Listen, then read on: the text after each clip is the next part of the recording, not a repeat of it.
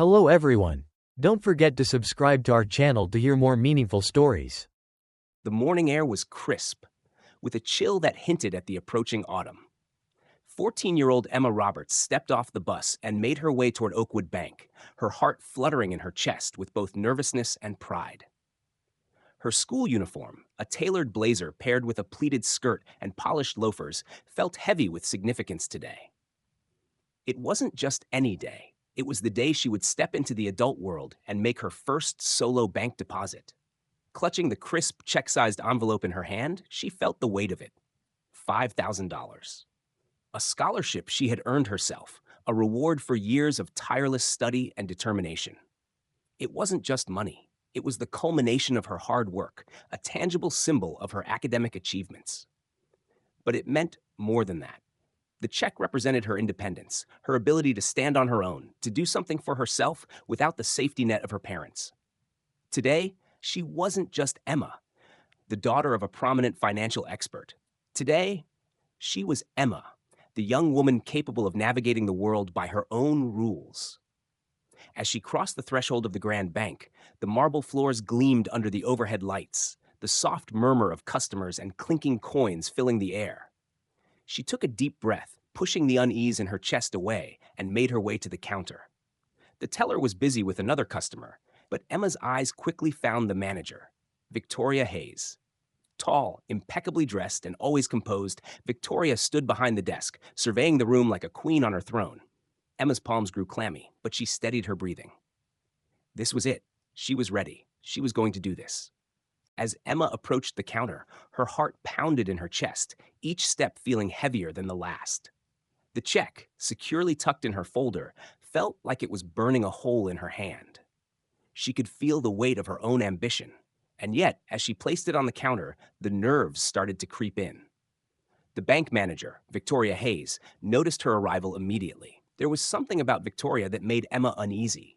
Perhaps it was the way she carried herself with such confident, almost imperious grace. Her perfectly tailored suit seemed to gleam under the fluorescent lights, and her cold, calculating eyes took in everything around her. Victoria's gaze slid to Emma, sharp and calculating, as if measuring the teenager in front of her. Emma felt the weight of that look, as if her worth was being assessed in a single second. She handed over the check with steady hands, despite the butterflies stirring in her stomach. As she spoke, her voice was calm, but her heart was racing. "I'd like to deposit this check," Emma said, her words firm yet polite.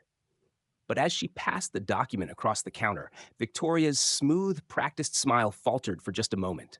The briefest flicker of disbelief passed over her face before it was carefully hidden behind a mask of professionalism. A $5,000 check? Victoria's voice rose slightly, just enough for nearby customers to hear. "For a student your age? Where did this come from?" The question felt like an accusation, and Emma's cheeks burned under the scrutiny. Without missing a beat, Emma straightened her shoulders, her resolve firm. "It's my academic scholarship," she explained, her voice steady, though she could feel her hands trembling as she handed over her school ID and the award letter for proof. Emma's eyes never left Victoria's as the manager's gaze narrowed, but she stayed calm. She had earned this. It was hers, and today nothing would take that from her. Victoria's eyes flickered over the check, her expression unreadable as she took it from Emma's outstretched hand. For a long, unbearable moment, the bank manager held it up to the light, turning it this way and that, as if searching for something hidden within the smooth paper. Emma's stomach twisted, and she felt a cold sweat on her forehead. Her pulse quickened as Victoria's sharp gaze never wavered from the check, inspecting it like a detective analyzing a crime scene. The bustling noise of the bank seemed to fade into the background as Emma stood there, her chest tightening with every second that passed. She tried to steady her breath, but the pounding in her ears grew louder, as if the room were closing in on her. Finally, after what felt like an eternity, Victoria lowered the check and exchanged a look with the young teller, Tom. The shift in his expression was subtle, but unmistakable. His eyes narrowed as he glanced at the check again, his lips pressing into a thin line. He turned to Victoria, his voice low and tense. "Are you sure this is legitimate?" he asked, his tone tinged with suspicion. Emma's heart skipped a beat. Was he doubting her? Doubting her scholarship? Doubting her? Victoria's lips curled into a thin smile, but there was nothing warm about it. She strode toward the counter with deliberate, calculated steps, her heels clicking sharply against the marble floor. "We've had a lot of fraudulent checks recently," she said, her voice colder now, almost dismissive. "I'll need to verify everything." Emma's stomach sank as Victoria's words echoed in her mind, each syllable sharp and cruel. A sense of panic clawed at her insides, but she refused to let it show. She had come here with good intentions, with pride and purpose. But now, she was beginning to wonder if she had walked into something much darker than a simple bank transaction. The warmth of pride she had felt earlier began to dissipate, replaced by an icy fear she couldn't shake. The weight of being treated like a criminal settled over her like a heavy cloak. She wanted to protest, to defend herself, but all she could do was wait. Wait while they scrutinized her, questioned her, as if she didn't belong. Emma's hands clenched tightly around the edge of the counter as Tom continued to scrutinize the check, his gaze unblinking and cold. His fingers traced the edges as if he were searching for something to expose, something to invalidate her hard-earned achievement. The seconds stretched, each one dragging on like an eternity, and the weight of his judgment pressed down on her chest. She tried to steady her breathing, but her mind raced. Why was this happening? She had done everything right, followed the steps, brought the necessary documents. Yet here she was, being treated like she was trying to deceive them. Finally, Tom looked up, his eyes flicking toward Victoria. The briefest moment passed before she stepped forward, her heels clicking on the marble floor, loud and deliberate. The coldness in her eyes sent a chill down Emma's spine. Without a word, Victoria reached out, her fingers grazing the check before she glanced up at Emma, her face unreadable, but her tone dripping with disdain. "We've had a lot of fraudulent checks lately," she muttered, loud enough for anyone within earshot to hear. "I'm going to need to verify everything." Emma's stomach twisted with unease.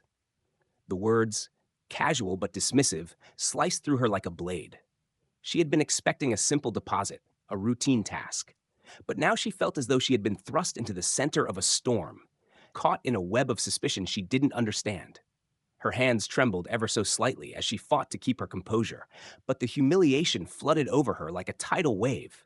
She opened her mouth to speak, to explain, to ask why this was happening, but the words stuck in her throat. It was as though the room had turned cold around her, her own voice now a fragile thing in a sea of skepticism. She reached for her phone, but the realization hit her like a punch to the gut. Her phone was still sitting in her locker at school. She was stranded here, alone in this moment of judgment.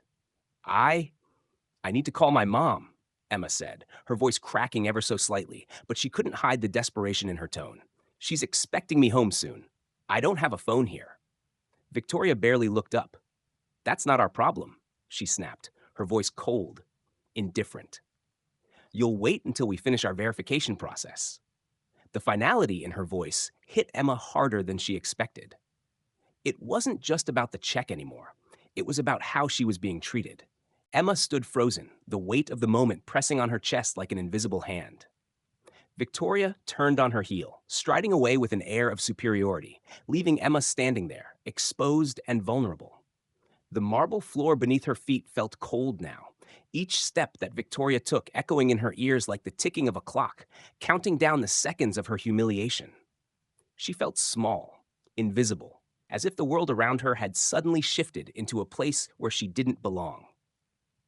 The bank buzzed with activity, customers going about their business, their voices a blur of mundane chatter. But all Emma could hear was the pounding of her heart in her ears. She felt the eyes of everyone in the room, though no one spoke to her, no one acknowledged her presence. Whispers began to circulate, a low murmur that seemed to swirl around her. Some glanced her way with curiosity, others with judgment, their gazes lingering just a bit too long. It was as if the entire bank had transformed into an arena where she was the sole spectacle, trapped in the center of it all. She wanted to leave. She wanted to walk out, march to the door, and never look back. But she couldn't. Not when she had come this far, not when everything she had worked for was right there in her hands. The check, the scholarship, her independence. But with every passing minute, The weight of their eyes felt heavier, more suffocating. Her mind raced with thoughts, each one spinning faster than the last. Why hadn't anyone come to check on her? Why was she still standing there, isolated and ignored, when all she had done was bring a legitimate check to deposit? The questions swirled in her head, but no answers came. The clock on the wall ticked louder now, each second stretching into infinity. It was the longest wait of her life, and yet, it was clear to her that she wasn't just waiting for her deposit to be processed. She was waiting for something else, something more painful, more insidious. She was waiting for a recognition that would never come. Emma stood in the corner, motionless, as the minutes stretched into what felt like hours. The bustling sounds of the bank, the rustle of papers, the faint hum of conversations, the clicking of heels, seemed to fade into the background, leaving her in a suffocating silence. Every muscle in her body was tense, her hands clenched at her sides, the folder of documents still gripped tightly in her fingers. The coldness of the marble floor seeped into her shoes, anchoring her in place, a constant reminder of how trapped she felt. She couldn't escape the feeling that every eye in the room was on her, though no one spoke. The occasional glance from a passerby was enough to send a flush of heat to her cheeks, but she didn't dare look up. She felt like an exhibit on display, a spectacle for others to judge. The whispers grew louder, more frequent, their voices thick with pity, curiosity, and Emma couldn't help but feel disdain. She could hear the words she couldn't catch, feel the weight of them pressing down on her, despite their lack of substance. Her chest tightened, the air suddenly thick with humiliation. Around her, life continued. People came and went. Transactions took place. But Emma was frozen in time, trapped in the bubble of her isolation. She wanted to scream, to demand an explanation, to ask why she was being treated this way. But her voice felt small, swallowed by the immense space that surrounded her. She didn't belong here, not in their eyes, not in this world of polished marble and oak-paneled desks. Her thoughts spiraled, questions crashing into her mind with no answers to cling to. Was this what she had come here for? To be judged, scrutinized, humiliated for something that was hers? The scholarship was hers. The check was legitimate. She was not a criminal. Yet, here she was, standing like an outcast in the middle of the bank, treated as if she had done something wrong. Emma's pulse quickened, but her body stayed still, locked in the corner as the weight of the moment pressed ever harder against her. From across the room, Emma could hear Victoria's voice, low and conspiratorial, speaking to Tom in hushed tones. "I'm telling you, we need to maintain our standards here," Victoria said, her words cutting through the air like a blade. "We can't just let anyone walk in and expect to be treated like they belong." The words hit Emma like a physical blow, each one slicing into her with brutal clarity. It wasn't just about the check. It wasn't about a simple deposit anymore. It was about something deeper, something more insidious. She wasn't just being doubted. She was being judged for who she was, for the way she looked. Her stomach churned, a knot of anger and hurt tightening within her. Victoria's words rang in her ears, and Emma's grip on the folder tightened. She had always been taught to value fairness, to expect respect and equality. But now, standing here, she realized the painful truth. The world didn't always operate by those rules. Her appearance, the color of her skin, the way she dressed, was all it took for her to be treated as though she didn't belong, as though she was lesser than everyone else in this space. Victoria's voice grew even colder, her words laced with disdain. "She's not one of us." Emma heard her mutter under her breath, though she tried to pretend it wasn't meant for her ears. She fought to keep her composure, her hands shaking as she clasped the folder tighter. It wasn't right. She knew it wasn't right. She wanted to lash out, to scream, to demand that they stop, but the words refused to form. Instead, Emma stood there, frozen, as her mind raced with 1,000 thoughts. The humiliation felt like a weight pressing on her chest, but there was something else growing inside her now. A surge of defiance, a fire she hadn't known she had. She wasn't going to let this moment define her. She wasn't going to let them break her. Not today. Not ever. As Emma stood there, trapped in the corner, her heart thudded in her chest like a drum. The air felt heavy, thick with the weight of everything that was happening around her. She could hear Victoria's voice cutting through the noise of the bank again. But this time, it was sharper, tinged with frustration. I'm telling you, we need to get rid of her. Victoria's words rang in Emma's ears, clear and cruel. Make sure she knows she's not welcome here. The cold finality of her tone sent a chill through Emma, and for a moment, the world around her seemed to blur. Her stomach twisted in knots as the realization hit her with the force of a tidal wave. This wasn't just about a misplaced check or poor customer service. It wasn't even about the skepticism surrounding her scholarship. No, it was something deeper, more sinister. It was about power, control, and the way some people, people like her, were never allowed to simply exist in spaces like this. Not without scrutiny, not without suspicion. Emma felt the sting of it in every word, in every glance that had passed her by. The words Victoria spoke were not meant for her, but Emma heard them as if they were. She felt the sting of judgment, the unmistakable weight of being the outsider, the problem to be dealt with. And yet, as much as her chest tightened with humiliation, there was a flicker of something else, something that sparked deep inside her, a fire that she hadn't known was there until now. The anger bubbled up, raw and intense, fueled by every moment of disrespect she had endured. With a tightness in her throat, Emma clenched her fists. She wasn't going to let this go. She wasn't going to let them strip her of her dignity, of the hard work that had earned her this scholarship. She would not be silenced. This moment, this humiliating, painful moment would not define her. Not if she had anything to say about it. Minutes bled into what felt like hours, the silence around Emma growing louder with every tick of the clock on the wall. She stood there, a spectator to her own humiliation, her body frozen in place, her mind whirling. Time stretched impossibly thin as she remained in the corner, her arms crossed over her chest, her back straight, though every muscle in her body screamed to move. It felt like the world had paused around her, trapping her in this moment where she was invisible, nothing more than an inconvenience to everyone around her. The whispers continued, threading through the air like threads of venom, their words drifting just out of reach, but their meaning clear enough. Judgment, curiosity, and the quiet dismissal of her existence. Around her, the bank continued to hum with life. Customers came and went, making their transactions, smiling, talking, completely unaware of the storm that was brewing in Emma's chest. She could hear the clinking of coins, the rustle of papers, the polite murmur of a conversation that seemed to taunt her, reminding her of the normalcy everyone else was experiencing. Everyone except her. Everyone except the girl who had worked tirelessly for everything she had, who had earned this moment, only to be met with suspicion and disdain. Her mind raced. Why was she still standing there? Why was no one coming to check on her, to reassure her that her documents were being processed? What had she done to deserve this? The questions swirled in her head, but none of them had answers. She had only one truth that stood out clearly in the haze of her thoughts. She was being treated this way because of who she was, not because of any mistake she had made. It was her appearance, her age, the color of her skin that had drawn the suspicion, and she felt the sting of it deep within her. And then, like a slap to the face, she heard it. Victoria's voice again, unmistakable and dripping with disdain. We can't just let anyone walk in and expect to be treated like they belong. The words hung in the air, sharp and cruel.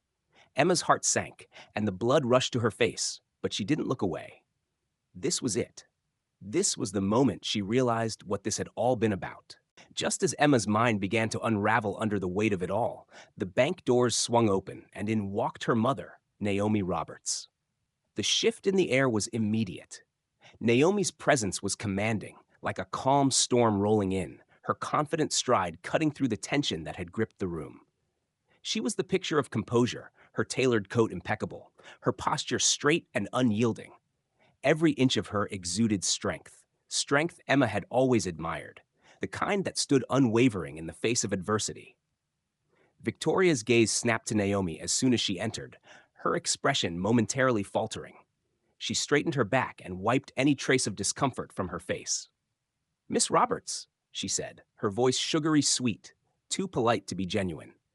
"I wasn't expecting you today. How can I assist you?" But Naomi didn't waste a second with pleasantries. Without missing a beat, she turned to Emma, her eyes narrowing as she took in the sight of her daughter standing alone, isolated in the corner. Naomi's sharp eyes softened with concern, her motherly instincts kicking in immediately. Emma, are you okay? She asked, her voice laced with genuine worry. Emma nodded, though her throat tightened, trying to hold back the emotion that threatened to spill over.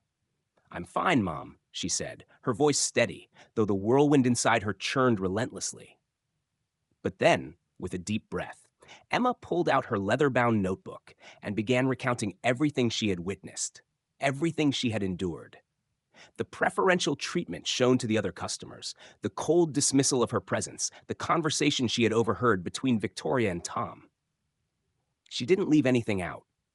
Her hands shook slightly as she read from her notes, but her voice was unwavering. When she finished, she looked up at her mother, her heart racing. Naomi's gaze had turned hard, her face a mask of controlled fury. Without saying another word, Naomi turned to Victoria, her voice cold as ice. Miss Hayes, she began, her tone chillingly calm, I believe you owe my daughter an apology, and I think you owe me an explanation. The room fell into a suffocating silence. Victoria's confident facade cracked, her face draining of color as Naomi's words hit her like a thunderclap.